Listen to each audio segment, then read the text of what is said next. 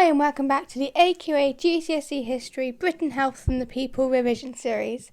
This is episode 4 and we're looking at improving hygiene in the Middle Ages. Most towns were very small, and after the Black Death occurred, many people died. Houses were usually made from wood, and often many people lived under one roof. Overcrowding and fires were very common issues. A lot of towns didn't actually have access to clean water supplies or a sewage system, so waste was chucked into the streets or into the rivers to be washed away. Sewage from latrines leaked into the ground, into the wells, which contaminated the water. Businesses were run from home, and they weren't separate. Butchers, tanners and dyers threw toxic waste into rivers and residential streets. People had to get their water from rivers and wells, but they had been heavily contaminated. In the 13th century, a water channel called the Great Conduit was made. It was built to clean water in London as the Thames was getting too toxic. In 1388, the government ordered authorities to keep the streets free of waste. Towns introduced public health measures to tackle waste, sewage and pollution to create cleaner water supplies. York and London both banned people from dumping waste. These cities also built latrines over rivers so that sewage could be carried away more easily. London eventually banned any waste from being thrown into the Thames. Carters were hired to collect the waste and take it out of the city. Many towns like York ordered toxic businesses like butchers, tanners, fishmongers and dyers to move outside the city walls. People sometimes broke these rules and officials struggled to enforce them.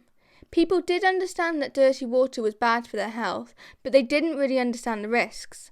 On top of this, authorities didn't have enough money or knowledge to properly fix these public health issues. Monasteries separated clean and dirty water.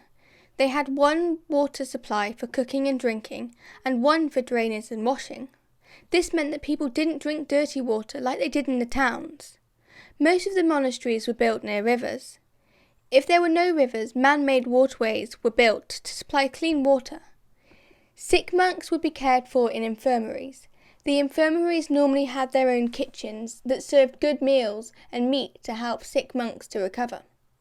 Some monasteries had hospitals that cared for poor people from the local communities. Benedictine monks believed caring for the sick was the most important Christian duty. Latrines were put in separate buildings, which were often built over streams of running water to carry away the sewage.